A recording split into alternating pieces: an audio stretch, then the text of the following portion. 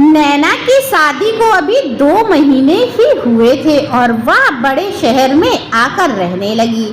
छोटे शहर से बड़े शहर में आकर वो तो इसकी चकाचौंध में मानो डूब ही गई थी। पति की नौकरी वाली जगह पर आते ही उसने कई सारे किटी समूह की सदस्यता ग्रहण कर ली थी। वैसे भी यह ससुराल की रोक टोक करने वाला कोई भी नहीं था। जैसे वो थी वैसी ही उसकी दोस्त भी बन गई थी, जो उसको अभी 2-3 साल बच्चों के बंधन से मुक्त रहने की सलाह देती थी। अभी खुद नैना भी यही चाहती थी, पर तमाम हिदायतें रखने के बाद भी एक दिन नैना को अपने अंदर एक जीव की आहट सुनाई दी।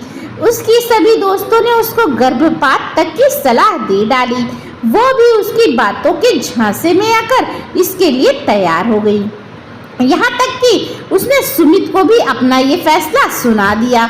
सुमित वैसे भी अपना कोई निर्णय उस पर थोपना नहीं चाहता था, पर वो ये भी नहीं चाहता था कि नैना आधुनिकता के झांसे में आकर कोई गलत कदम उठाए और अपने स्वास्थ्य के साथ खिलवाड़ करे। कुछ सोचकर वो नैना से कहता है उसको जो भी करना है वो अच्छी महिला डॉक्टर की सलाह से करे। एक बार अपना अच्छे से मेडिकल चेकअप करवाने के बाद जो नैना चाहेगी वो ही होगा। नैना सुमित की इस बात के लिए तैयार हो गई।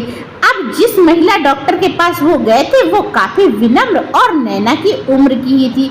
नैना ने गर्भपात कराने की जिद की और बातों ही बातों में डॉक्टर समझ गई। उसने नैना से कहा कि हमारा शरीर मशीन की तरह ही है, आज ठीक से काम कर रहा है, कल हो सकता है उस तरह से ना करे। फिर उसने नैना को कई सारे उदाहरण दिए जिसमें आजकल के नवविवाहित ऐसी गलती करती हैं और बाद में संतान न होने पर पछताती हैं। उसने ये भी कहा कई लोग तो इस तरह की खुशी के लिए तरसते हैं। अगर उसको भगवान ने ये खूबसूरत पल दिया है तो उसको बिना किसी झांसे में आए इसको स्वीकार करना चाहिए। आने वाले बच्चे पर खुशी खुशी स्वागत करना चाहिए, क्योंकि कल हो ना हो। ये सब सुनकर नैना को अपने मामा जी की बेटी की याद आ गई, जो शादी के कई सालों बाद भी बच्चे होने के लिए कितना तरसती है। वैसे डॉक्टर ने नैना को इन्हीं सब बातों से संबंधित ऑनलाइन कुछ जानकारी पढ़ने के लिए लिंक भी दिए और सोच समझकर निर्णय लेने के लिए बात कहकर 2 दिन बाद बुलाया। घर पर जाकर नैना ने जब शांत मन से वो जानकारी पढ़ी तब उसे समझ आया कि आधुनिक बनने के चक्कर में वो कितना बड़ा गुनाह करने जा रही थी।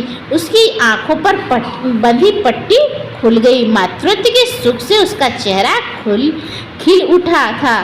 तो दोस्तों, आपको ये कहानी कैसी लगी हमें कमेंट बॉक्स में ज़रूर बताइएगा और हमारी इसी तरह की अच्छी कहानियों के लिए हमारे चैनल पर बने रहें। तब तक के लिए बाय बाय।